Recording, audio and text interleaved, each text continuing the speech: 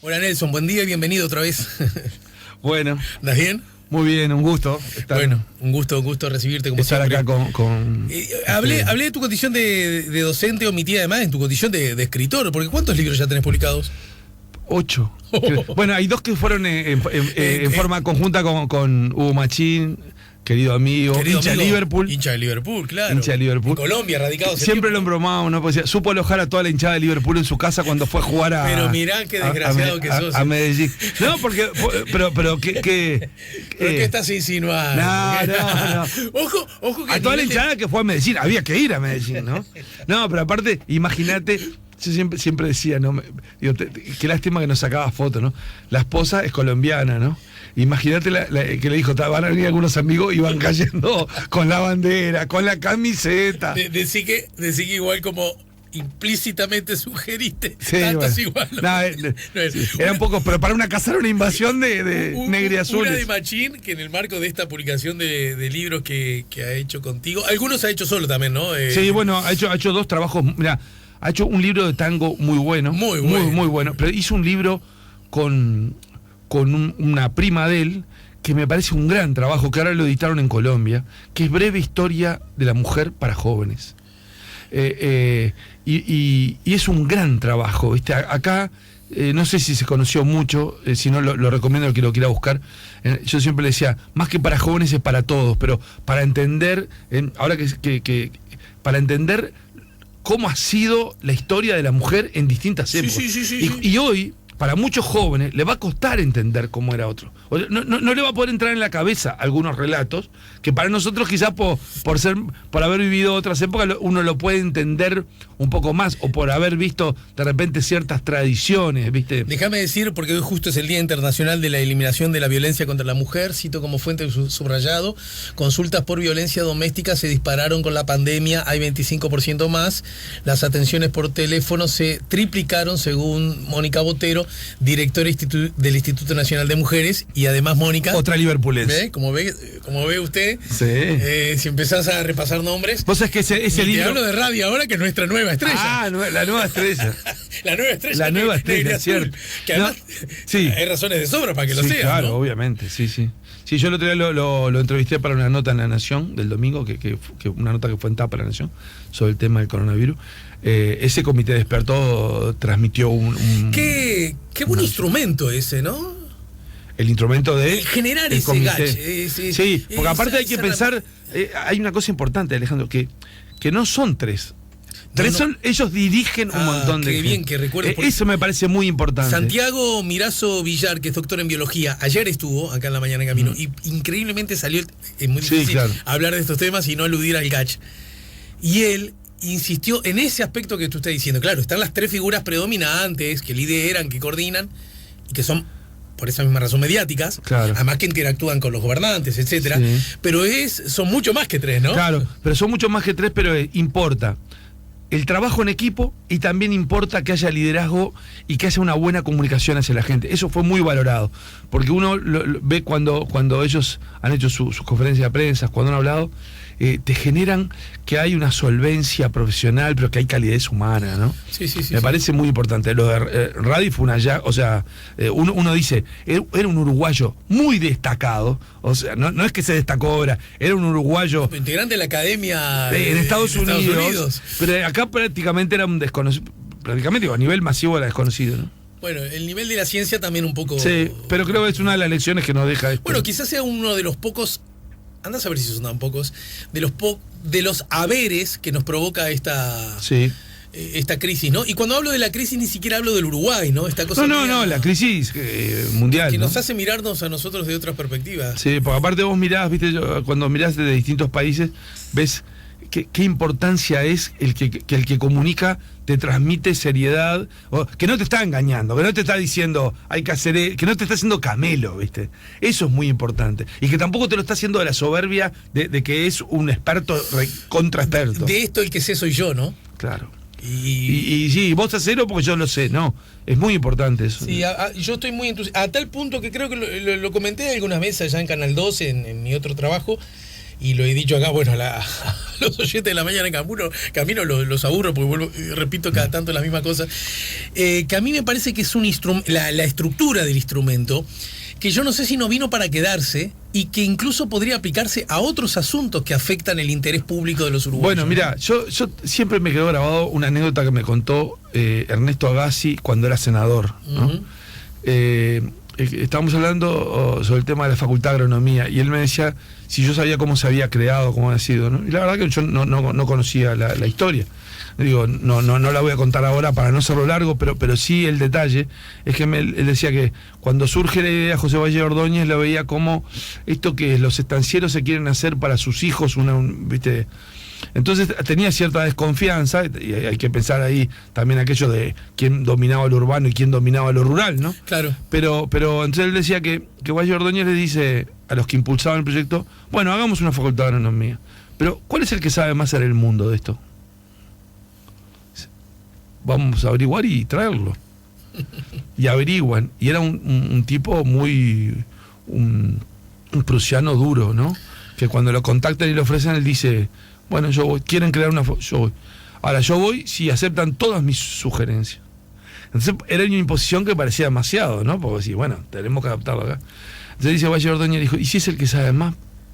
Vamos. Y le trajeron, dice, y se creó de la mejor forma, ¿no? Pero el tema era de apelar al que sabe, ¿no? Es decir, entonces, en este caso, de tener científicos es, bueno, apelar a los que saben y a dirigir equipos que son... de primera línea los que... Y acá, a ver si me ayudás, porque estoy pensando que una de las cosas que funciona, mira, arrancamos por ahí, sí. Yo no lo tenía muy armado en esta charla, una de las cosas que funciona el GACH es que, bueno, la solvencia técnica científica de el trabajo en equipo, la facilidad, casi te diría, hasta el don de poder comunicar con cierta mirada abarcativa, democrática, horizontal. Que no es fácil en esa profesión, nada fácil. Por eso casi te dije de don, sí. ¿no? Porque aunque a veces yo pienso que hay gente que tiene interés de hacerlo, pero no le sale, no puede, tiene dificultades, ¿no? Bueno, en fin. Y hay un asunto que a mí me parece que está buenísimo. A ver, sacalo de buenísimo, que está jugando un rol en el reconocimiento que está teniendo este instrumento, y es que desde la perspectiva político-partidaria no hay, que yo sepa al menos, identificaciones. No, pero aparte, digo, nadie se preguntó. Bueno, ¿y esto de qué? A eso voy. ¿Qué hicieron? Son tres, a ver, uno de cada partido. Pero pará, vos, que sos un hombre que por trayectoria apreciás, valorás y defendés la política como la herramienta fundamental del ser humano para conseguir sus logros, y Uruguay, que tiene uno de sus aspectos más sólidos en la importancia que tiene vos corregime si le erro, sí. La importancia que tiene la política, y dentro de ese espectro la importancia fundamental, no la única, pero fundamental que tienen los partidos, sí. ¿Hasta ahí estamos de acuerdo? Sí, totalmente. Como ganantes institucionales, como... Sin embargo, para muchas cosas, la identificación con esos partidos, que tan buenos son en algunos aspectos, termina siendo y generando una especie de debilidad y credibilidad. Por la suficacia. ¿Se entiende lo que, sí, a lo sí, que voy? Sí, te lo entiendo. Luce como una contradicción. Yo creo, ¿no? que es bueno, y vos sabés que yo creo que es muy bueno, porque en el fondo, por ahí a veces es como que el susto es lo que te lleva a no decir. O sea, cuando se vio el comité, nadie se preguntó, ¿y estos tipos que votan? Porque decía, claro. Si estos son los que saben, vamos a confiar en los que saben. Y eso es muy importante, porque yo creo que se ha generado un poquito en Uruguay esa cuestión a veces de querer hacer como el equilibrio. A ver, vamos a traer unos que vota este y el otro uno que vota uno de aquel. Y eso me parece una cosa perversa, ¿viste? Porque en el fondo, vos decís, ¿cuántos son los uruguayos que se reconocen parte de un partido? Anda por el 40%. Entonces, si vos decís, yo voy a elegir así, quiere decir que estás dejando a los que no tienen partido afuera, o que le querés adivinar un partido. Y en este caso me pareció muy importante eso. Nadie, viste, o sea, no digo nadie haya preguntado, pero no fue un motivo de... Pero yo lo señalaba como ese, qué brutal, porque por otra parte, vos y yo andamos por la misma vereda, claro, de reivindicar los partidos, de eso es muy importante, eso que decís, que eso que decía Alejandro. Mira, voy a contar algo, que el otro día lo escuchaba el cuento. con un dirigente político que se reunió con gente y dijo, bueno, no, pues yo quiero para el próximo tiempo, te estoy hablando no de ahora, no este año, ¿no? Obviamente estamos hablando de una época electoral. Hay que cambiar la cultura política, quiero trabajar en cambiar la cultura política. Entonces, uno de los que lo estaba escuchando le dice, mira, Uruguay tiene muchas cosas a favor, muchas cosas buenas, positivas, pero cosas que hay en todos los países, ¿no? Un buen científico, un buen ingeniero, un buen arquitecto, hay siempre bueno. ¿Qué es lo que destaca a Uruguay por encima de otro? ¿Cuál es un valor que lo destaca? Dos cosas.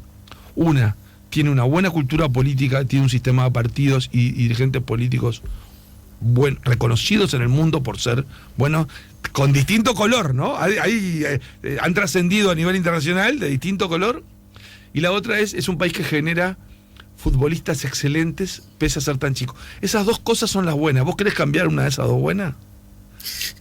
Claro. Vos te pensás que está mal, pero en realidad no está mal. Es algo que te reconoce. Pero ¿quién fue el que le respondió eso al que planteaba? Un especialista al político, ¿no? El político decía, quiero cambiar la cultura política. Decía, ¿vos querés cambiar algo que está bien? Y ahora me viene el curioso profesional, que era un político que quería incursionar y quería generar su espacio. Y que al final sintió que no era lo de él. Ajá. ¿No?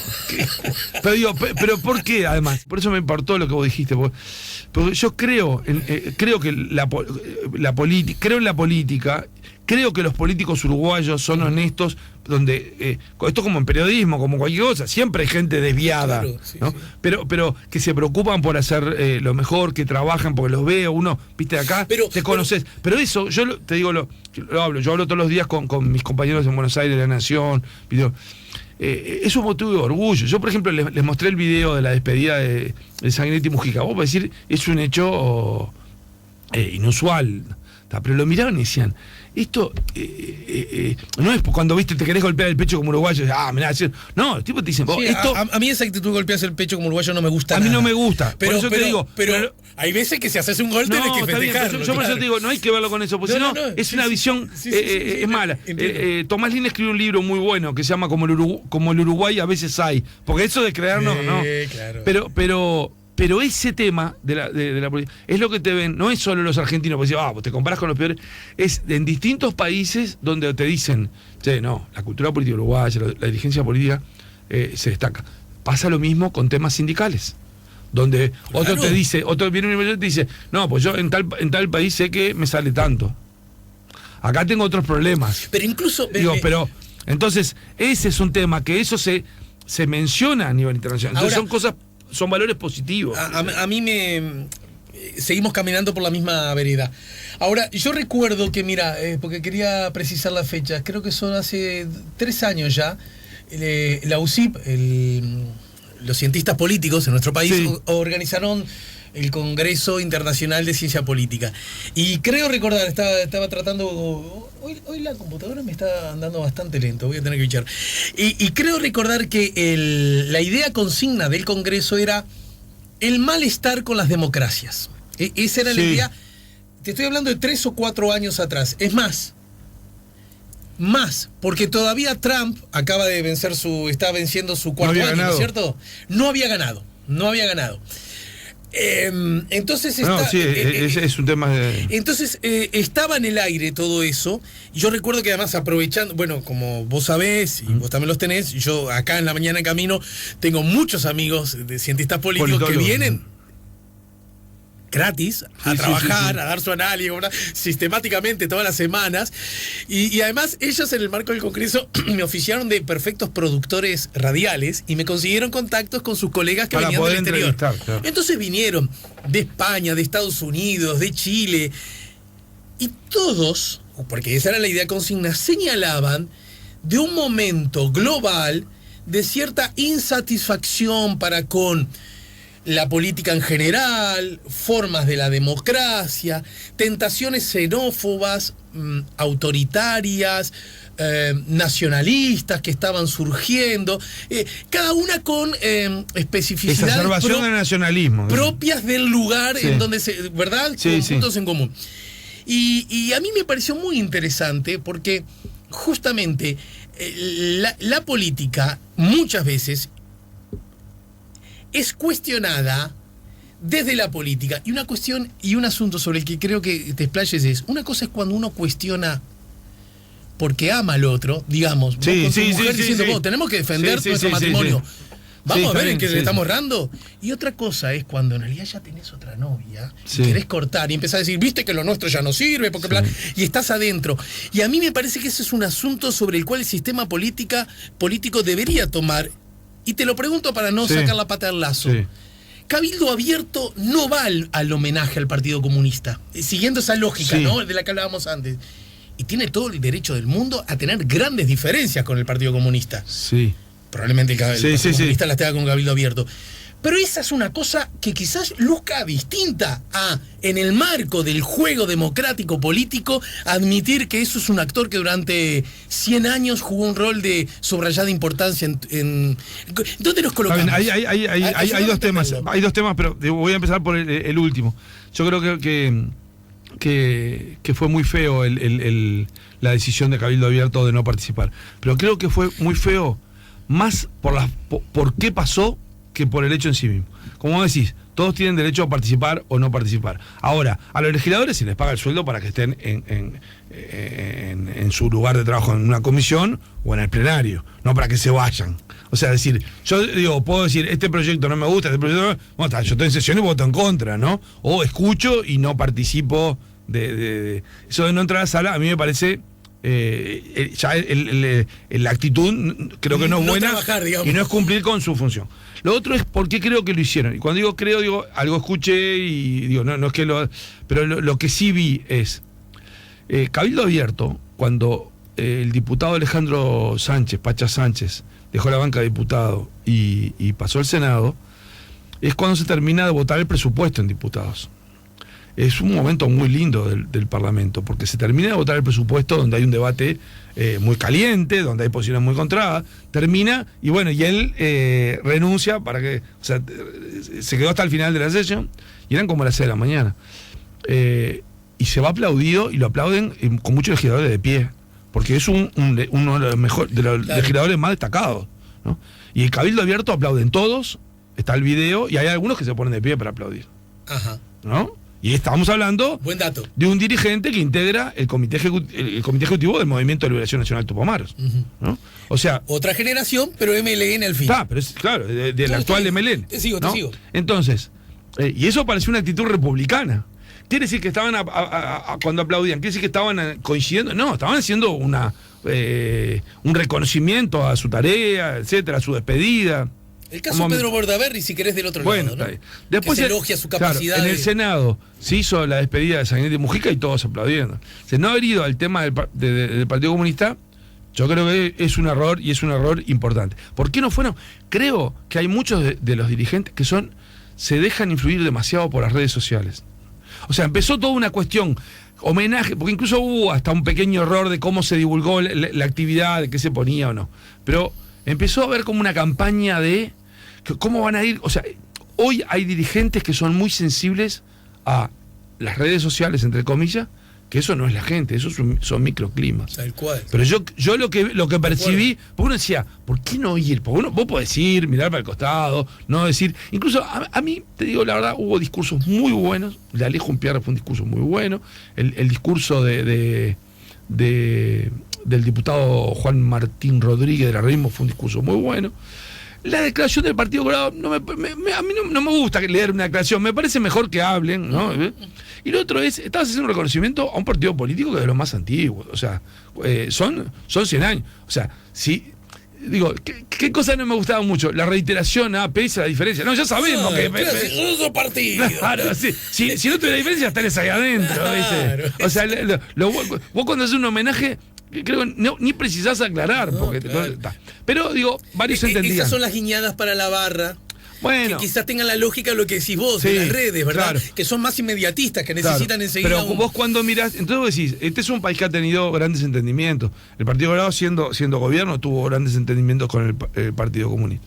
O sea, muchas veces se van generando determinadas pasiones y cosas. Nelson, ahora, Julio Sanguinetti, y lo digo porque no fue en off the record, fue sentado ahí donde estás, en una de las tantas veces que ha venido, me dijo una vez, acá, en ese micrófono, hablando de lo que acabas de señalar, cómo extraño al viejo Partido Comunista de Ronnie y Arismendi. Bueno.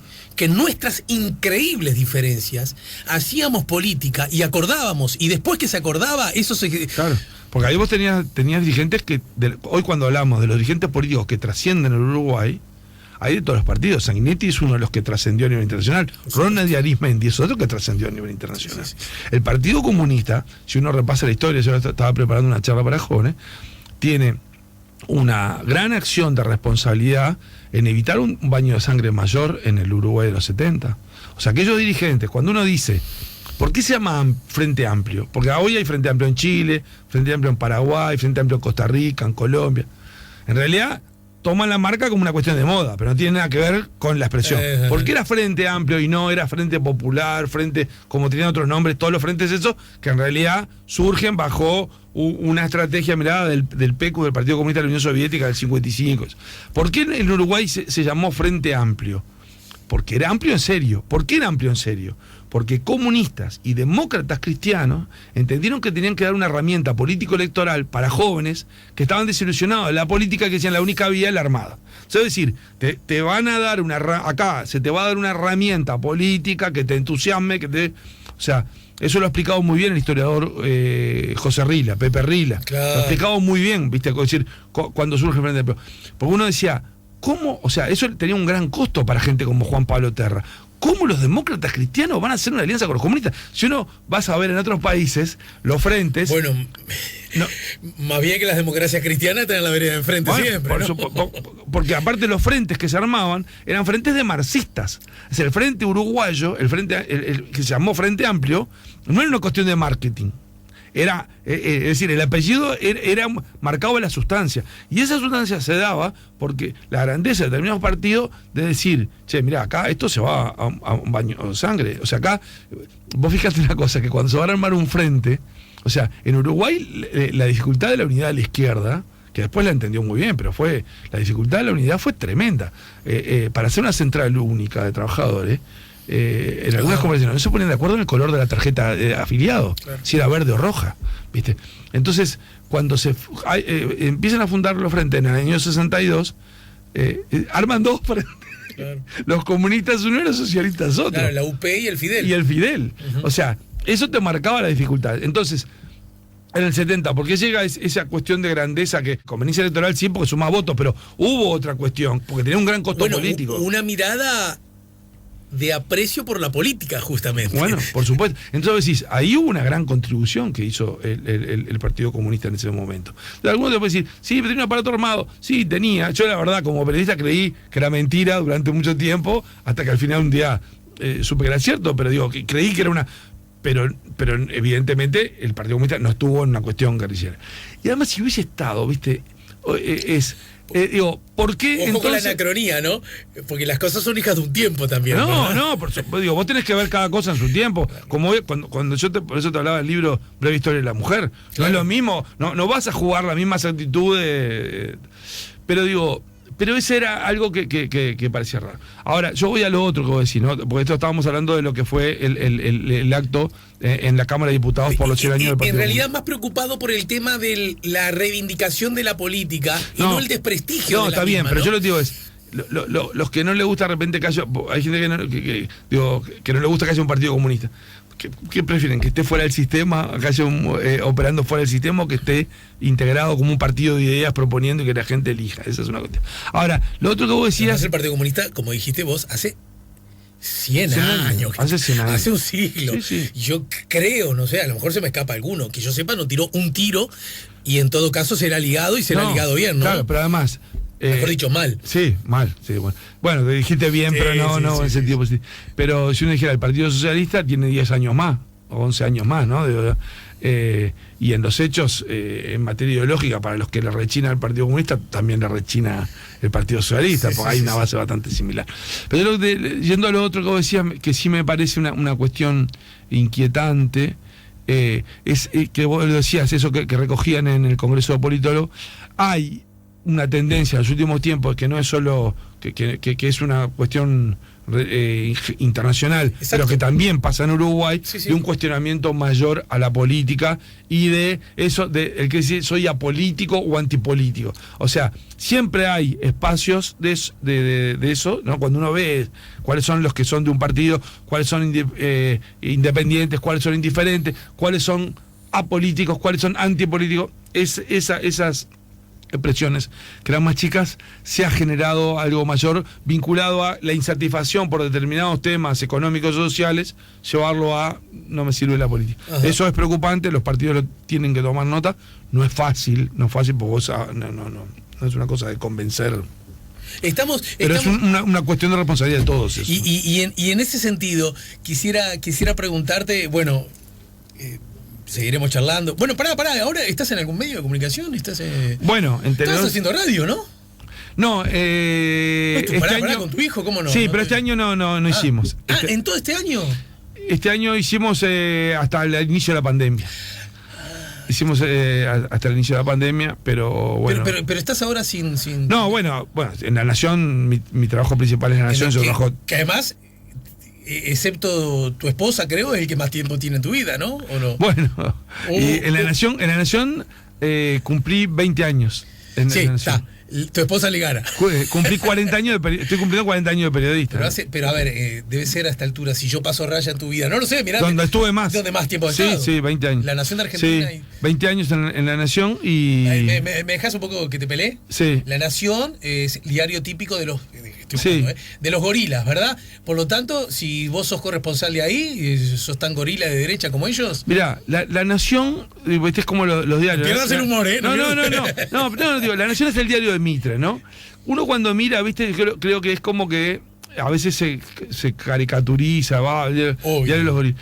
El diario tuvo una serie de cambios importantes, de una modernización importante, impulsado por los nuevos accionistas que están desde hace más de 20 años, porque yo cuando entré ellas estaban, ¿no? Que es la familia Saguier. Ahora acaba de asumir por primera vez como director alguien que no sea Mitre, pero en realidad el director, el último Bartolomé Mitre, era más simbólico, otra cosa. Y ellos transformaron mucho el diario, ¿no? Yo lo leía desde antes, y desde que lo leía la verdad estaba maravillado por el diario y la calidad, viste, periodística, la calidad, lo que es la información internacional, la información cultural, los suplementos culturales que ha ido cambiando. La pluma, ¿no? Sí, la pluma, sí, así una pero también la página editorial, porque viste, las páginas editoriales se leen poco, viste, pero lo que son las columnas de opinión, que es algo que se ha reivindicado. Y yo, desde que trabajo, he tenido, pero lo mismo que mis colegas, lo veo, viste, porque yo hablo, ya te digo, tengo por lo menos 2 reuniones por día, una libertad absoluta en todo. Y yo siempre recuerdo un hecho que un día me dijo, esto que vamos a hacer es la primera vez que pasa en el diario, y tu nota va a ser el título de tapa del diario, y es la primera vez que pasa en el diario. Y era la intervención de un banco argentino. Siempre dijimos, ayer intervinieron. Nunca... Pues yo siempre, incluso cuando soy docente, siempre digo, no se escribe en futuro, porque en realidad, bueno, tenés una bola de cristal. Pero el título era, hoy intervienen en el Banco Central. En realidad era escrito en futuro, ¿no? Es decir, y yo, bueno, hoy el Banco Central, hoy en Uruguay interviene el Banco Galicia. El Banco Galicia era el banco más grande, y además era el banco, el banco del diario, ¿no? O sea que yo cuando llamé para decir la noticia, fue una conmoción interna, ¿no? Y me dijeron, siempre, quédate tranquilo, la noticia va a salir, va a ser tapa. Me dijeron, hoy es un día histórico, así, esto es como vamos a anunciar. Y fue una primicia de la Nación. ¿Pero un día histórico porque implicaba un diario de grupo económico? ¿O porque histórico decían los periodistas, decía, estamos anunciando, hoy interviene en un banco. Claro, dice, epa. Viste, esto es una noticia que, si miramos para atrás, siempre leímos en pasado. Quede fuera. Hoy atentan contra las Torres Gemelas. Claro. Dejá que pase y después lo decís. Claro, en ese sentido. La tapa salió el diario, fue una bomba, ¿no? Uh-huh. Y yo en realidad la noticia la había conseguido medio de casualidad y la confirmé fui hábil para confirmarla. ¿Estamos hablando de cuánto hace? 2002, la crisis del 2002. Y fui hábil para confirmarla porque digo, esto lo tengo que tener confirmado pues lo tengo que tener grabado, porque aunque sabía que sí iba a ser, ¿no? Pero digo, pero lo que te decía era que el diario, para mí, yo estoy fascinado siempre de que trabajé, cuando empecé a ver los equipos de investigación, viste cómo trabajó. Después el diario desarrolló su propia escuela. La verdad que es un lugar privilegiado para hacer periodismo, y además digo, es un diario que se fue nutriendo de gente, que eso fue un cambio, que nosotros lo vimos acá, viste. Antes vos decías, en el día, para poner un ejemplo de algún diario que no existe, en el diario Acción, los que trabajan son colorados y de la 15, o sea, ni siquiera colorados, ¿no? Es decir, bueno, en la época de la dictadura fue cambiando en muchos lados, y cuando vos veías la extracción de dónde provenían los periodistas de La Nación, provenían de todos lados. De dónde provienen ahora, yo creo que ese en determinado momento termina siendo un pequeño problemita, que yo lo he hablado con ellos y lo he hablado con... yo he dado alguna clase también en el máster de La Nación, que todos ingresan del máster, o sea, todos ingresan, tienen que tener un título y tienen que tener un máster. Y en el fondo perdés aquella diversidad. Por ahí te entra uno que no era tan buen profesional, pero que era muy pícaro. Claro. Perdés picardía. Un poco más de boliche, si querés. Sí, o sea, tenés. Entonces, yo conocía a periodistas. Mirá, cuando fui a firmar el contrato, me acuerdo, quedé maravillado por el comedor que había, ¿no? Que te daban, había desayuno, almuerzo, merienda y cena, ¿no? Esa reacción te la entiendo porque es bien típica uruguaya, claro, ¿no? Mi primera reacción, al ver la redacción, lo que pasa es que yo la redacción la conocía. No lo podía creer, porque aparte son esas redacciones, Alejandro, en el cual, que ahora ya no se dan acá, donde convive el periodista político con el periodista cultural, con el periodista policial, de deportes, con el de deporte. Entonces, el periodista cultural te hablaba de que venía de haber hablado con Borges, claro, de que el otro, digo, no, yo qué sé, acá yo siempre recuerdo, Alfonso Lessa paseó a Borges por el Prado. Sí, claro. Bueno, en el último libro que escribió, claro, con todo eso. Bueno, todo eso se vivía en una redacción. En una Citroën, si mal no recuerdo. Bueno, una Miari, no me acuerdo. Una Miari, creo que. Todo eso se vivía en las redacciones. O sea, vos tenías una cosa muy heterogénea, muy fermental. Pero yo me acuerdo que la primera cosa que yo lo miré como diciendo esto, yo digo, qué tremendo comedor que tiene. Y el tipo me dice, no, esto es una porquería. Están sacando cosas. Me dice, ¿sabés lo que nos sacaron? Me dice el tipo. Nos sacaron el copetín de la tarde. Claro, para el porteño. Yo digo, ¿cómo el copetín? Sí, dice, de tarde nos daban el vermú con la picada y veníamos y acá y hablábamos, la reunión entre los periodistas. Bueno, yo decís, el diario se fue cambiando, hoy ha ido... Bueno, en realidad el futuro día, bueno, este es otro tema, sí, el futuro diario no va a necesitar que tenga edificio. Sí, pero vos sabés que eso es no, ahí volvemos. De gusto lo tiro de lejos para provocar. Pero eso, mirá, con que vos estés en tu casa. El otro día, en un grupo de periodistas que tenemos, Miguel Arregui comentaba cómo con esto de la pandemia, de tener que trabajar a distancia, el teletrabajo ha llevado a la pérdida del trabajo en equipo y la interacción. Porque el trabajo en equipo no es solo hacer una nota de A2, ¿viste? Es... Che, tengo esta noticia, esta bomba, porque esto... Y venga, el otro día, no, mira, yo hablé con uno, ahí comiste una cosa, ahí te compraste una cosa que es un verso, porque eso en realidad que te dijeron es por... Eso, uno dice, se puede hacer por Zoom, no es lo mismo. No es lo mismo. Entonces, yo creo que vamos a un tema de trabajo a distancia, porque hay muchas razones para ver que eso va. Creo que en el fondo deteriora... Pero que eso vaya a ocurrir no significa que no implique pérdidas de algún tipo, como señalas vos, y que yo reivindico. Además, sí, ¿no? pero yo creo que se pierde, ¿viste? Sí. Hay cosas que se pierden. Eso que yo te decía, por ejemplo, La Nación profesionalizó, porque vos mirás el máster, yo he dado clase en el máster de La Nación, el nivel es de excelencia, ¿viste? Es el máster, tomaron el modelo de la Escuela del País de Madrid, entonces es un convenio de La Nación con la Universidad Torcuato Di Tella. Entonces vos tenés un máster muy exigente. Pero vos me decís que mira, ni siquiera sabía que iba a hablar de La Nación, sí, porque te quería preguntar en qué estabas laburando ahora, pero vos me querés decir que La Nación no está, si yo la tomo en mis manos para seguir jugando con la idea del papel, impregnada por esa mirada legítima, no. Liberal, conservadora. Bueno, liberal, pero vos tenés columnistas muy de palo muy diferente, ¿no? Uh-huh. Y los periodistas, y el encare, o sea, eso... Y con un fuerte... Yo creo que el problema que tenés... antiperonista... Yo creo que el problema que tenés... Bueno, eso fue un signo histórico, y yo creo que el problema que tenés es...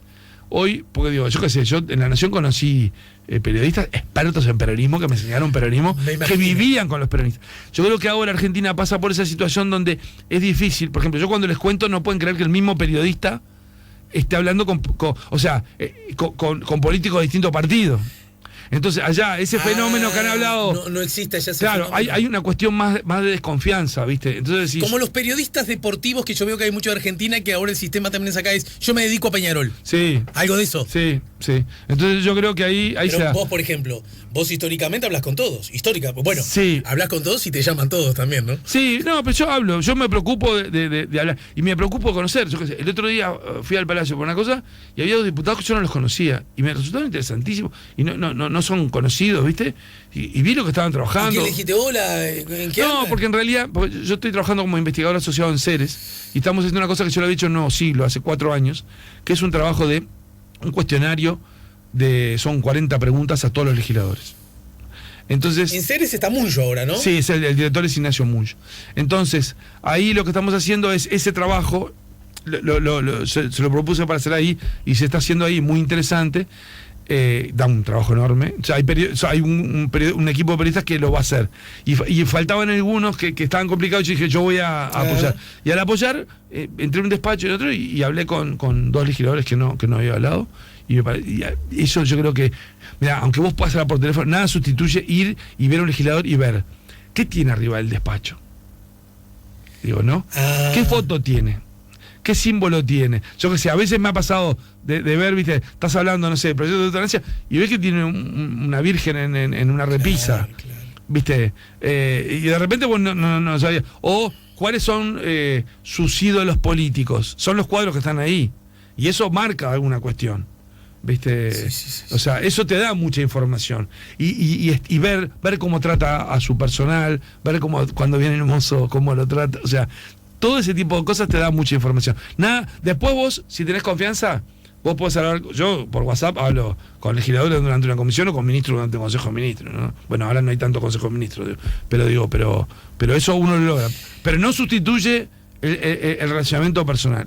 Hablando de sustituir, es muy desordenada la charla y ya estamos besando el final. De hecho, estamos pasados de hora. Pero en todo caso, yo me había acostumbrado a tu quién es quién en el gobierno ¿verdad?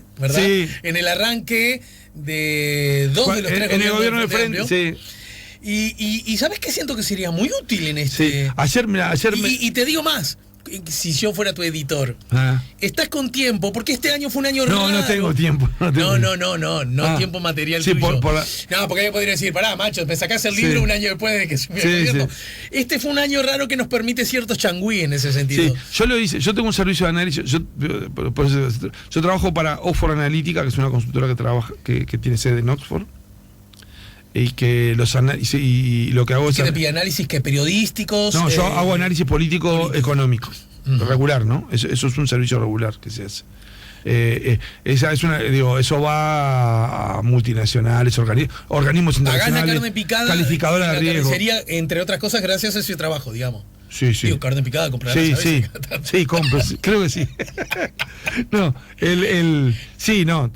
yo trabajo, hago ese trabajo y ese es un servicio de análisis, y ahí muchas veces te piden un quién es quién, no con el detalle de lo que es un libro, pero no y creo que es muy útil. No, como libro no. Me pareció, viste, yo hago, por ese servicio yo lo que hago son presentaciones, exposiciones, y en eso muestro y veo que incluso a público muy informado es como que parece que le presentás algo nuevo cuando vos le presentás el panorama, ¿no? Claro. Cuando vos le mostrás las caras y quién es quién es el rol, no con el nivel de detalle de un libro, ¿no? Sí. Pero, por ejemplo, a nivel de político y a nivel sindical, yo creo que hoy hay varias carencias en los medios de comunicación que antes no había. Puede ser porque se trabaja con menos gente. La parte sindical está muy mal cubierta. O sea, no tiene que haber periodistas que sigan. Entonces, no es que pasó un lío y mandaste a un periodista porque no conoce. Claro. O sea, el otro día, no sé si lo viste, pero se generó una situación muy complicada dentro del gremio de maestros, de magisterio. Sí, el marco de las elecciones. El marco de las elecciones. Pero si alguien va y no entiende, corta grueso, mal, lo lleva a un terreno, o sea, tenés que. Hoy no hay. No hay periodista. Yo no leo mucha crónica que vea que hay periodistas especializados. No hay un tema militar. El staff es más chico. Y los staff son más chicos, entonces hacen más cosas. En tema militar, no hay. En tema judicial, hay algún periodista,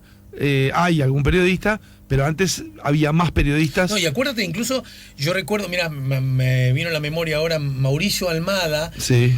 en el día... Bueno, Mauricio Almada era un periodista... que cubría, me acuerdo, municipales, Sí. porque además era muy importante porque el Frente Amplio recién...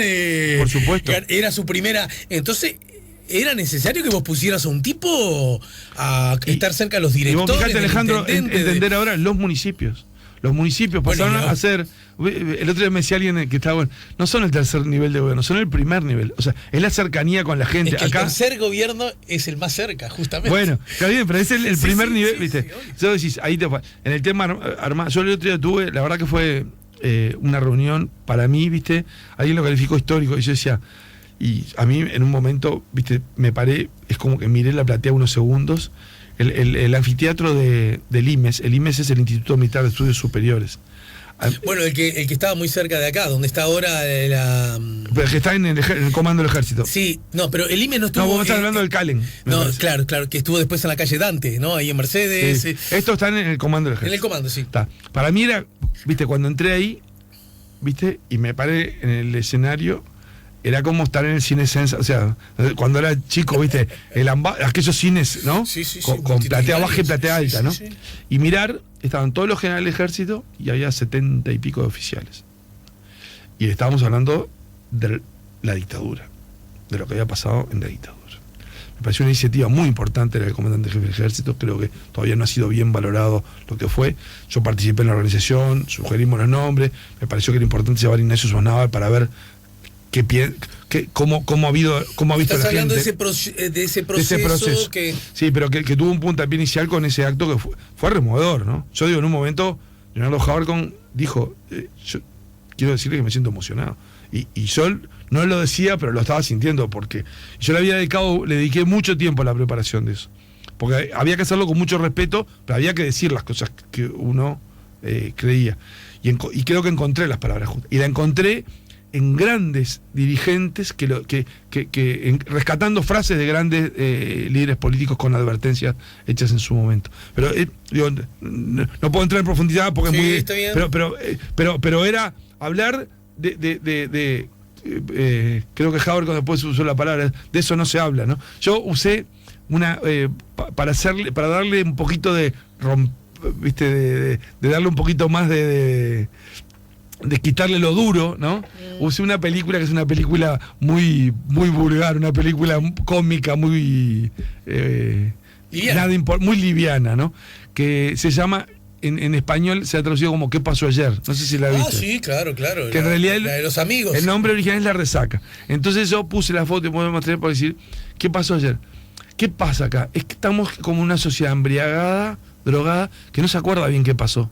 Y tiene que ver el celular para ver las fotos y ver qué pasó. Pero lo que pasó, pasó. O sea, lo que pasó, pasó. Vamos a ver lo que pasó. Sí. Y Habercon también tenía... Bueno, ahí tenemos todavía una deuda grande, ¿no? Hay una deuda enorme, porque yo sabes lo que vi, y por eso hoy voy a dar esa misma charla para jóvenes, y cuando le dije a uno, le dije, mirá, vos vas a decir que estoy loco, pero ¿sabes dónde le arranco esta charla para el principio del 80? En la Primera Guerra Mundial. Porque en realidad las cosas no pasan. No, claro, está bien. No cae algo del cielo, ¿viste? Pero abrazo esa postura, el abrazo sinceramente. Claro. Entonces me parece muy importante esto, que fue iniciativa del comandante jefe del ejército, pero yo hablé con varios generales, porque vinieron a saludarnos después a hablar. Y nosotros habíamos dicho cosas que podían ser muy molestas, pero lo dijimos con respeto. Pero lo que entiendo que tenemos... Porque nosotros podríamos pasar discutiendo no horas, toda la vida, literal, acerca de cuáles fueron en realidad las causas. Yo te voy a decir, yo te conté, disculpa Alejandro, dale. Digo, porque yo digo, de tan remoto, vos imaginate esto, porque hay una tensión lógica, ¿viste? Porque aparte vos tenés ahí esa platea de 75 oficiales, todos formados en la democracia, pero con padres o abuelos que vivieron. ¿Padres o abuelos o por lo menos discursos y relatos? Bueno, pero todos que vivieron. Sí. Está. En ese momento, Habercon había pedido que pusieran una silla vacía en el... Solo esa silla ya podía generar tensión. Sí. Esa silla vacía. Entonces, en esa silla, Ignacio Sosnávar había puesto su mochila. Yo pedí una silla vacía. ¿Pero por qué? Decía, porque la silla, ¿para qué nos sirve? Nos sirve, bueno, para sentarnos. Y Nacho le sirvió para apoyar la mochila. Si otro no hay una mesa, alguien se podía sentar en el piso y escribir usarla de mesa. Si fuera, se empezó a hablar de distintos usos que podía tener esa silla. pero es una silla. Estamos de acuerdo que es una silla. En la historia reciente no nos hemos puesto de acuerdo que es una silla. Bueno, pero divino, me encantó. Entonces vos decís, primero tenemos que ver qué pasó. Y cosas que pasaron, no se pueden seguir negando, ni de una parte ni de la otra. Pero está bien, pero ahí es donde... Porque si no, en el fondo... Sí. Porque si no, en el fondo... empieza la charla. No, porque a mí lo que... Te tiré esto al final que ya estamos pasando... No, divino. Igual, ahora que tenés más tiempo podés volver cuando quieras, ¿eh? Sí, no, mirá que no tengo tiempo. El tiempo que me cae es el de los domingos de noche. No, quise decir... No, pero venir es un gusto. Claro, que tampoco viste a veces cuando está en otro medio. Sí. Y lo que quiero decir es... A mí me perturba un poco la expresión, justamente por lo que hablábamos antes, de un lado y otro. Porque, estoy de acuerdo. Quiero decir, hay cosas, una silla es una silla. Claro. Gobernar un país, si uno no fue elegido para eso, está mal. Chau. Después lo demás... ¿Me seguís? Bueno, está mal gobernar un país si nadie te eligió para eso. Yo dije una cosa que era, muchas veces se habla del golpe de Terra y del otro golpe de la Doménicis y el golpe bueno. No hay golpe bueno. Claro. Entonces... No, o sea, bueno no viene después de golpe. O sea, y a mí me parece... Ahora, yo lo que te digo es, por eso digo, cuando decíamos, es... Si le quitamos las calificaciones, yo digo, ahí el calificativo bueno no lo llevo. No. Digo, aun cuando a veces aparece cierta justificación, porque en ese caso era como decir, a ver cómo reordar. No hay golpe bueno, ¿tá? No hay golpe bueno, porque en el fondo vos estás haciendo algo para el cual nadie te... O sea, viste, es como que esto vos no tenés que hacer esto, nadie te pidió que hacer claro. Nadie te encargó de que hicieras. Ahora, yo lo que decía es, ¿cómo cuesta algo que decir, esto es una silla? Nos cuesta en eso. Pero no debería costar tanto. Y cuando empezás a ordenar, los hechos, yo por eso te digo, yo agarré, apelé en la presentación a mostrar el teléfono, iba mostrando en el teléfono distintas imágenes, es decir, esto. Y cuando vos vas viendo, bueno, hay cosas, vos decís, esto no lo puedes negar, ¿viste? Hay cosas que no puedes negar. Pero en los hechos nosotros tenemos muchas veces episodios de la historia, sin ir a la historia reciente, de la cual le hemos seguido cambiando, ¿no? Si la fecha patria, una de las fechas patrias del 25 de agosto, bueno, sería ¿de qué? O sea, bueno, claro. Entonces, llamale como quieras, claro. Independencia no. Claro, pero entonces si querés, decime qué pasó. Sacale el nombre y decime qué pasó. Ahora, son temas que son delicados, pero son importantes. Y son importantes hacer con respeto de que nadie sienta que es algo contra otro. Bueno, pero es decir, razonamos juntos. Es decir, eso que vos decías. A vos yo te voy a nombrar una serie de hechos. Vos decime si te parecen bien o mal. Claro. ¿No? Pues decir, ¿esto está bien o está mal? ¿Esto está bien o está mal? Después hay otras cuestiones que todo tiene su contexto, que es como decir, ¿cuál es el trato que debe haber en una pareja, en un matrimonio? Bueno, cuando vos vas a ver en otras épocas, había otras cosas que se entendían de determinada forma. Naturalmente, por eso es equivocada la mirada anacrónica, como te decía. Si vos lo llevas a bueno o malo y vos estás jugando a alguien con lo que... Sabés que tengo una tía que no tiene mucha onda con Artigas porque dice que Artigas tenía muchas novias. Bueno. Claro, bueno, aunque mi amigo Mario Gallota dice que tuvo muchas parejas, pero nunca la ves. Nunca la ves. Bueno, eso es importante. Pero además lo que te digo es, eso es como que, viste, vos decís, ¿cómo vas a jugar? Yo lo he visto a veces, viste, cuando se hablan de conductas sexuales. Y hay cosas que a uno le puede gustar, bueno, pero ¿con qué vara la medís? Sí. Porque si vos te vas a otras épocas y cada vez... Digo, vos ves que hay olas que vienen y claro, se van y vuelven. Lo que en todo caso está bueno es, eso es muy importante y yo mismo lo acabo de exponer. Sin embargo, cuando el relativismo se vuelve tan intenso, se vuelve tan posmoderno, no tenemos de dónde agarrarnos, porque nunca nada estuvo mal o bien. Y claro, por eso vuelvo al comienzo. Gobernar una nación, una república, sin que te hayan designado para eso y utilizando la fuerza de las armas, macho, está mal. Sí. O no. Porque si empezamos a relativizar. No, bueno, por eso yo te digo, no hay golpe bueno. Sí, claro. Digo, y la usurpación de poder es usurpación de poder. El tema es que, porque ¿qué pasa? Lo que pasa en estos casos siempre se da es, bueno, pero fulano dice tal cosa, entonces vos decís, bueno. No, pero después lo otro lo vamos a analizar. Claro, acá, en Uruguay hubo violaciones a los derechos humanos. Entonces vos decís, lo de los dos lados, no para la sociedad, pero hubo de los dos lados violaciones a los derechos humanos. Entonces vos decís, ahora, si uno no asume, el otro no va a asumir, bueno, hubo violaciones a los derechos humanos. Bueno, entonces vos decís, pero lo que pasa es que el delito de un privado es una cosa y el delito del Estado es otra. La violación al derecho humano, cuando te lo violan, sí, una cosa, digo, nada es igual un secuestrador es un delincuente. Sí, pero no solo cuando el Estado es el secuestrador, es de otra dimensión. Está bien, yo digo, obviamente, digo, en los delitos. Pero pará, esto es como un crimen. Un crimen es un crimen, pero hay distinto nivel de agravante según el crimen, ¿no? Entonces vos decís. Si un chorro te roba, es un chorro. Si la policía te roba, es un agravante. No, por supuesto. Por eso, bueno, y eso tiene un agravante. Si el uniforme que me tiene que cuidar es el que me perpetra el delito, bueno. En el código penal, ¿no? Ese es el tema. Sí, ¿no? claro.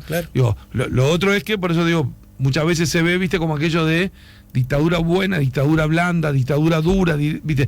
Cada vez esos adjetivos termina distorsionando el hecho de algo que está mal. Claro. ¿Viste? El asunto que tenemos que tener, el coraje cívico y republicano y democrático para decir, eso estuvo mal. Bueno. Pero hay que decirlo, Claro, pero yo no te digo es que. Pero si vos lo decís y enseguida decís, pero acordate que. No. Decilo.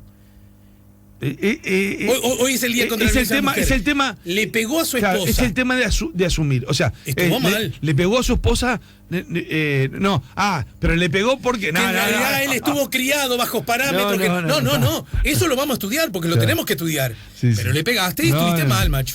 Ese yo creo que es un problema, viste, que es como decir, bueno, entonces nunca te vas a poner de acuerdo porque vos lo que querés en realidad no es encontrar un pero, es justificar lo otro. Claro. Claro. Y cuando justificas, quedas enredado y quedas peor de enredado. Yo igual que vos vivo quizás con ingenuidad, pero vivo con satisfacción esta iniciativa. No, yo creo que, viste, son cosas que son delicadas y hay que ver cómo se conducen. Porque después empiezan muchos intereses que no le gustan, porque hay gente que precisa alimentar determinadas situaciones.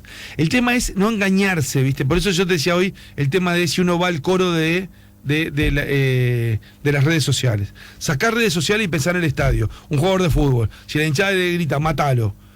Y el tipo va y le da una patada de escalera, ¿no? Que al otro le quiebra la pierna. Sí. Vos te dejaste conducir por una barra brava que te gritó matalo. Bueno, entonces, estas cosas precisan un tiempo de maduración, de maduración en serio, ¿viste? Y después vas a encontrar, siempre vas a tener obstáculos. Igual las dificultades para decir esto estuvo mal son anteriores a que existieran las redes sociales, ¿no? No, por supuesto. Por supuesto, pero yo por eso te digo que haber participado en un acto donde se dijeron las cosas que se dijeron y cómo se dijeron, más allá del respeto. Se dijeron, ¿no? Pero fíjate vos que casi medio siglo después. Bueno. Cuando vos mirás Uruguay ha tenido determinados conflictos, pero este fue el que le ha costado más. Porque para mi gusto, respetuosamente lo digo, lo resolvió mal Uruguay. Con buenas intenciones, pero lo resolvió mal. Bueno, si no estamos 50 años después. Hablamos de eso, digo, porque Uruguay lo resolvió mal. Uno decía, hoy es fácil decir cómo se podía haber resuelto. Hoy es fácil. Pero cuando estamos a 40 años del plebiscito del 80. Sí, exactamente. ¿No? Yo ese año lo viví con mucha intensidad. Yo decía, mis primeras cosas, el otro día lo busqué. O sea, que mis primeras cosas políticas fueron una publicación clandestina de aquel año, ¿no? Donde le pedí a un primo que hiciera unas ilustraciones, yo recuerdo cuando empezamos las conversaciones, nos juntábamos a hablar de política, un grupo de jóvenes, ¿viste? Y te quedan 20 segundos. Y varios decían, y acaba que salga precisamos volver a la democracia. ¿Entendés? Porque hasta que no tenías líderes que hablaban, o sea, el primero que habló, que habló por una casualidad de un periodista de Monte Carlo que no se dio cuenta, lo llama Jorge Valle, si me llaman yo hablo, ese es el primero que habla. Y después hubo muchos que cumplieron un rol muy importante, y quiero nombrar dos que estamos terminando. Uno fue Enrique Tarigo y otro fue José Germán Araujo. Que José Germán Araujo hablaba, yo decía, tres veces por día por radio. No eran 3 veces por día. Era lo mismo grabado y la gente lo escuchaba las 3 veces. O sea, ese fue un año muy importante, pero la decisión no era fácil. Yo lo escribí, porque en el fondo era como que vos le digas a un preso hoy, che, te libero, pero no porque crea que sos inocente, te libero pero te dejo en libertad condicional. Y vos digas, no, quiero seguir preso. Así no quiero. Claro. Y eso fue lo que dijo la gente. La gente no dijo no, dijo así no. Bueno, gracias amigo, gracias querido Nelson, gracias por la visita. Y bueno, la seguimos más temprano que tarde, ¿eh? Bueno. Es un poco bastante es perturbador hablar con vos, porque te aseguro, por cada cosa que decís te preguntaría más. Te preguntaría, mirá ahora, sobre Bielsa. El comandante argentino, ¿verdad? Que dijo, hay mucho para ver. Hicimos cosas que no debimos haber hecho. Y sobre Perón, en fin. Sí, hay mil cosas. Nos prometemos nuevos encuentros. Dale, un gusto. Y saludos a la familia. Un saludo para todos. Si buscas un portón automático para tu casa o para la oficina, asegúrate que sea fuerte, que sea seguro, que sea práctico, que sea un SEA. Porque solo un portón SEA te asegura el mayor respaldo técnico, un service propio en todo el país y la garantía de todos sus productos. Ingresa en seaportones.uy o llama al 2601-2611. Si vas a elegir un portón, que sea un SEA.